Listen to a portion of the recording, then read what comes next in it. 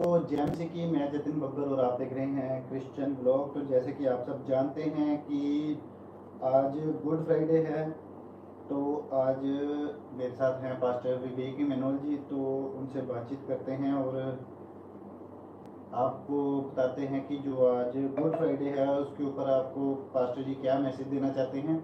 तो सबसे पहले अगर लाइव स्टार्ट हो चुका है तो आप मेरे को कमेंट करके ज़रूर बताएं।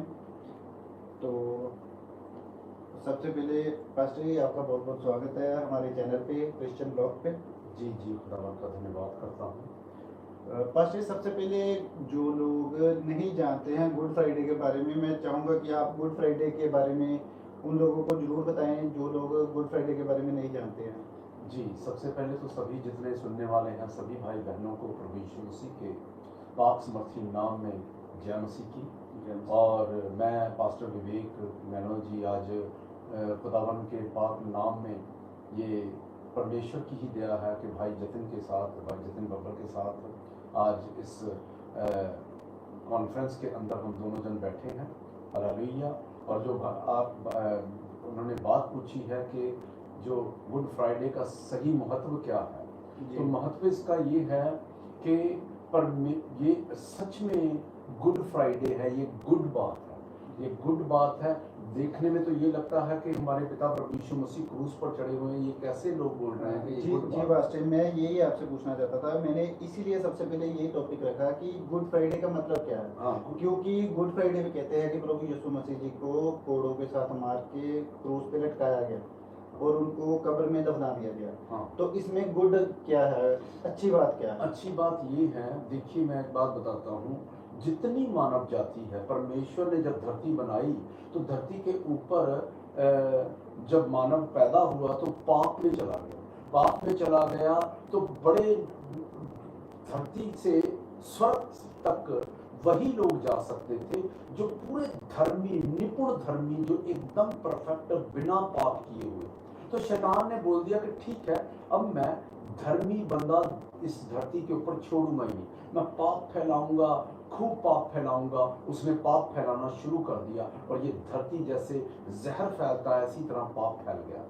तो परमेश्वर ने पाप फैला दिया, इतना पाप फैल गया कि नूह नबी के समय भी परमेश्वर ने अब एक फैसला लिया कि मैं इस धरती को नष्ट कर दूंगा। परमेश्वर ने जल प्रलय किया और एक सिर्फ नूह नबी के द्वारा ही धरती फिर से दोबारा शुरू हो गई। और उसके बाद परमेश्वर को फिर फैसला करना पड़ा, उनको खुद आना पड़ा और मनुष्य के जामे में, क्योंकि इस धरती के ऊपर अगर कोई जन्म लेगा तो मनुष्य के जामे में ही लेगा, तो ये खुदा को खुद आना पड़ा। और उन्होंने 33 वर्ष तक वेट किया और वेट करके वो घड़ी आ पहुंची जिसका यीशु को इंतजार था कि मैं जिस काम के लिए निकला हूं स्वर्ग से उसको कंप्लीट करने जा रहा हूं। कंप्लीट किया। उनके एक चेले ने बोला, प्रभु ने अपनी भविष्यवाणी की कि मैं पकड़वा दिया जाऊंगा और मार दिया जाऊंगा। उसने बोला, प्रभु तेरे दुश्मन मरे। प्रभु ने बोला, ओ शैतान मेरी नजरों से दूर हो जा। जिस विषय में मैं 33 वर्ष तक वेट किया वो आ पहुंचा और तू मेरे को ये बोलता है कि ये कार्य ना हो। और प्रभु ने ये बोला कि मेरे तू खुद भी मुर्गे की बांग देने से पहले 3 बार मेरा इनकार कर देगा। और वैसा ही हुआ। और जो प्रभु यीशु मसीह ने कुर्बानी दी वो गुड इसलिए है कि उसने हमारा मेल मिलाप, मनुष्य का मेल मिलाप, एक पापी का मेल मिलाप परमेश्वर के साथ करवा दिया। अब धर्मी नहीं, अब पापी जाएंगे स्वर्ग में यीशु के नाम में। पास्टर जैसे आपने कहा अब धर्मी नहीं जाएंगे, पापी जाएंगे स्वर्ग में, इसको भी एक थोड़ा सा क्लियर कर दीजिए। पापी अब कैसे जाएंगे? जो पाप कर रहा है वो नरक में ही जाएगा, लेकिन जो यीशु मसीह की कुर्बानी को देखता है, वचन के ऊपर चलेगा, वो ही स्वर्ग में जाएगा। बड़ा अच्छा क्वेश्चन आपने डाला, क्योंकि कि जब अब पाप कर रहा कोई बंदा अगर कोई वचन को जानबूझ के वचन को जान गया तब भी व्यभिचार कर रहा, तब भी बीड़ी पी रहा, तो फिर वो उसके लिए वो कुर्बानी नहीं है। उसके लिए कुर्बानी, अगर मान लीजिए कोई व्यक्ति बोलता मैं तो बहुत बड़ा धर्मी हूं, तो वो कुर्बानी उसके लिए नहीं है, क्योंकि वो खुद को धर्मी बता रहा है। अगर बोलता मैं पापी हूं, मेरे लिए खुदा मारे गए, अब मैं पाप को त्यागता हूं, वो स्वर्ग जाएगा। कैसे पता चलता है कि ये बंदा धर्मी है या नहीं है? उसके उसके उसके चरित्र से। मान लीजिए आप कोई लेडी जा रही है, उसको घूर के देख रहा है, तो इसका मतलब ये है कि वो पापी है और आज तक इसने तौबा नहीं की। अगर कोई बंदा किसी स्त्री की तरफ कोई गंदा पिक्चर नहीं देखता, कोई गाली नहीं निकालता, किसी को लूटता नहीं है, किसी के साथ झगड़ा नहीं करता और बोलता मैं प्रभु यीशु मसीह के वचनों पर चलने वाला व्यक्ति हूँ, तो वही बंदा स्वर्ग में जाएगा। बस अब 3 दिन बाद जैसे सब जानते हैं कि प्रभु यीशु मसीह जीवित हो गए, तो अब ईस्टर आ रहा है, तो उसके बारे में आप थोड़ा सा बता दीजिए। ईस्टर का मतलब रेजोल्यूशन डे है, जी उठने का दिन है जी। आज। जो लोग विश्वास करेंगे, आज आपके बिजनेस बंद है, आज आपका व्यापार बंद है, आपकी मैरिड लाइफ सही नहीं है, डिवोर्स होने पर है, आपके घर में झगड़ा है, अगर कोई व्यक्ति, ये वो दिन है, अगर कोई घुटने लगाएगा कि परमेश्वर आप तीसरे दिन मुर्दों में से जी उठे, और मेरा अंगीकार विश्वास ये है कि आज मेरा बिजनेस जी उठेगा, वो जी उठेगा। उसकी family, married life, divorce cancel होंगे, उसकी बीमारी जाती रहेगी, कि वो जी उठने का दिन है। ये बड़ा जबरदस्त डे है। उस दिन जी उठने का दिन आज भी इतना जबरदस्त स्वर्ग से मसा उतरता है, जो लोग पूरी तैयारी में घुटने लगाकर बैठे होंगे ना, कि परमेश्वर ये दिन जो है, ये आज के दिन मैं आप जी उठे थे और मेरा बिजनेस जी उठने वाला है, मेरा महारोग आज गेट आउट है और आज मैं चंगाई को ग्रहण करूंगी, वो होगा ही होगा यीशु के नाम में। पास्टर, जैसे कि आप देख रहे हैं कि जो क्रिश्चियनिटी पे तरह तरह से उंगलियां उठाई जा रही हैं, क्रिश्चियन धर्म को बदनाम किया जा रहा है। जैसे अपने ये हमारे पवित्र दिन आते हैं, ईस्टर आ गया, गुड फ्राइडे आ गया, तो इन दिनों में कोई ना कोई ऐसी फिल्म लॉन्च हर बार हो जाती है। पहले भी ऐसे काफ़ी मुद्दे उठे हैं। अब एक जाट फिल्म जो सनी देओल की तरफ से, एक जो रणदीप हुड्डा की, जो उसमें प्रभु यीशु मसीह जी के स्टैचू के आगे यीशु मसीह जी का बेस बना के खड़े हैं और गोलियां चला रहे हैं, उसके बारे में आप क्या कहना चाहेंगे? देखिए, मैं एक बात बताता हूँ, मेरा भी फिल्म इंडस्ट्री के साथ काफ़ी क्लोज संपर्क रहा है। तो ये लोग क्या करते थे कि कुछ ऐसा शगुफा, कुछ ऐसी बात छोड़ते थे कि जिसके साथ ऐसा लगता था कि पिक्चर हिट होगी, पिक्चर थोड़ी सी बदनाम हो जाए किसी चक्कर में, वो पिक्चर को बदनाम करके तो वो उसको हिट करने की कोशिश करते हैं। लेकिन इनको ये नहीं पता कि इन्होंने हिट चक्कर करने के अंदर किस चीज के अंदर हाथ डाल दिया। ये गलत है, उन्होंने टोटल गलत कर दिया। पब्लिसिटी स्टंट है, ये है ही। इन्होंने स्टार्ट तो यही किया कि पब्लिसिटी स्टंट है, अब इनसे संभाला ना जाएगा। तो अब जैसे कि आज पंजाब में सनी देओल के ऊपर, रणदीप हुड्डा के ऊपर और भी 5 जनों के ऊपर पर्चा दर्ज हो गया, पर्चा दर्ज हो चुका है जी।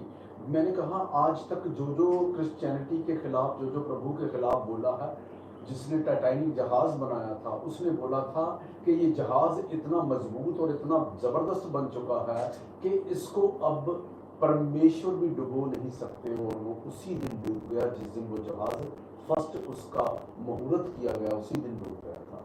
और आज तक जो परमेश्वर के सामने आपने पिछले दिनों देखा होगा, अमेरिका के अंदर इतनी आग लगी, पूरा का पूरा जो वो इलाका था जलकर खाक हो गया। आपने देखा होगा कि एक चर्च थी और एक धर्मी का घर, उसको कुछ भी नहीं हुआ, बाकी सब तमाम राख हो गया। आप जो परमेश्वर के साथ, परमेश्वर के विरुद्ध बोलेगा, उसको इस चीज का सामना तो करना ही पड़ेगा। मास्टर जी, आपने बहुत अच्छा बोला कि परमेश्वर के विरुद्ध बोलेगा। जो परमेश्वर के नबी हैं, उनके विरुद्ध भी बहुत लोग बोलते हैं, उनको गालियां निकालते हैं, चर्च लगाने से रोकते हैं, तो उनके बारे में आप क्या कहना चाहिए? ये मत्ती 24 में लिखा हुआ है कि झूठे भविष्यकर्ता खड़े होंगे और कुछ विरोधी आएंगे, कईयों का प्रेम ठंडा पड़ जाएगा। ये सब परमेश्वर ने पहले ही लिख रखा है, खुदा उनको तो पहले ये पता है। आप मत्ती पढ़ सकते हैं, हम मत्ती 24 को, तो उसके अंदर ये पहले ही लिखा पड़ा है। लेकिन जो कुछ विरोध जो होता है, विरोध कैसे था, जिसको यीशु मसीह रोज ठीक करते थे। विरोध के विषय में अगर बात करें तो यीशु मसीह जिसकी किडनी ठीक करते थे, हार्ट ठीक करते थे, रोज जिनको चंगा करते थे, जब यीशु मसीह क्रूस उठाकर जा रहे थे जी यरूशलेम के अंदर, तो क्रूस उठाकर जा रहे थे, तो जिसको ठीक किया हुआ था तो वो ऐसे सर हिला रहे थे और बोल रहे थे ये वाकई में पापी होगा, जबकि वो पापी नहीं थे। तो मतलब ये है कि आज जिसको लोग जो जो प्रोफेट जो भी लोगों के ऊपर दुआएं करता है, ठीक करता है, अगर उसके ऊपर थोड़ी सी भी विपत्ति आती है, लोगों के मेंटेलिटी चेंज हो जाती है, उनको ये लगता है कि ये सच में गलत व्यक्ति है। पास्टर, ये आपने बात बहुत अच्छी बोली कि अगर परमेश्वर के दास के ऊपर किसी के ऊपर भी कोई विपत्ति आ जाती है तो लोग उसके बारे में गलत बोलना शुरू कर देते हैं, तुरंत बोलना शुरू कर पर प्रॉफिट जी ये अभी पीछे बहुत मुद्दा था भड़का हुआ कि क्रिश्चियनिटी के ऊपर लोग एक प्रॉफिट के ऊपर अगर कोई इल्जाम लगा है, उसको जो परमेश्वर ने सजा देनी थी वो देगा, वो न्याय वो करेगा, परमेश्वर करेगा, पर एक आदमी को लेकर, एक पास्टर को लेकर सारी क्रिश्चियनिटी के ऊपर उंगलियां उठाई जा रही, उसके बारे में आप क्या बोलेंगे? देखिए, क्रिश्चियनिटी के ऊपर शैतान को शुरू से ही दिक्कत है। मैंने जैसे बताया कि जब शैतान ने ये फैसला, शैतान को परमेश्वर के सामने लूसीफर नाम का सामने खड़ा था और म्यूजिक बजाता था, उसके पंखों के अंदर मणिका लगी पड़ी थी, और वो जब अपने पंख हिलाता था तो पूरी स्वर्ग म्यूजिक से गूंज उठती थी। वो अहंकारी हुआ और बोला परमेश्वर मैं तुम्हारे सिंहासन पर बैठूंगा, उसको उसी समय उठाकर धरती पर फेंक दिया। अब वो चिड़ा खाता है, वो बोलता मेरे को फेंक दिया गया, अब मैं स्वर्ग में किसी को जाने नहीं दूंगा। इसीलिए हर एक छोटे से छोटे और बड़े से बड़े धर्मी का शैतान विरोध लोगों के अंदर घुस घुस के करेगा ही करेगा। फर्स्ट अब जाते जाते एक बात आपने बहुत अच्छी बताई कि परमेश्वर खुद न्याय करेगा, तो अब आप छोटा सा एक मैसेज जरूर मैं चाहूँगा कि लोगों को सुना रहे जो लाइव देख रहे हैं, और जो लाइव देख रहे हैं वो कमेंट कर सकते हैं अगर आप भी कुछ पूछना चाहते हैं। अगर आपकी बात सारी क्लियर हो गई हो तो बहुत अच्छी बात है, तो मैं पास्टर जी बोलूँगा कि आप एक छोटा सा मैसेज जरूर जो लोग देख रहे हैं उनको दें। मैसेज यही है कि जो खुदावंद ने आज पवित्र कुर्बानी, जिसको गुड फ्राइडे कहा जाता है, और आगे 2 दिन बाद ईस्टर है। ईस्टर मतलब रेजोल्यूशन डे, यानी जी उठने का दिन।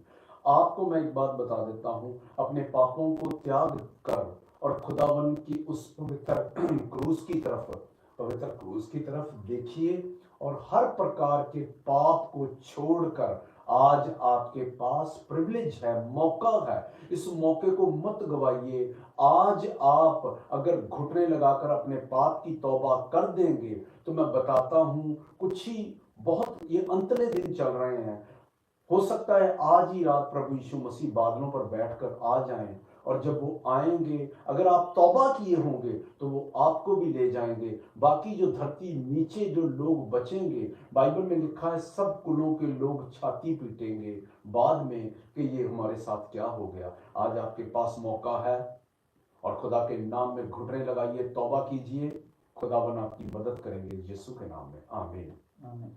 ऐसे ही हमारे चैनल के साथ बने रहें और चैनल को ज़्यादा से ज़्यादा सब्सक्राइब करें, और अगर आपका कोई कमेंट है, आप अगर कुछ पूछना चाहते हैं, आप कमेंट सेक्शन में हमें भेज सकते हैं। तो सबको जय मसीह की। पास्टर जी आपका एक बार फिर से स्वागत है हमारे चैनल पे। जी जय मसीह। जय मसीह जतिन भाई, जय मसीह की, और सभी जितने धर्मी सुन रहे हैं सबको जय मसीह की।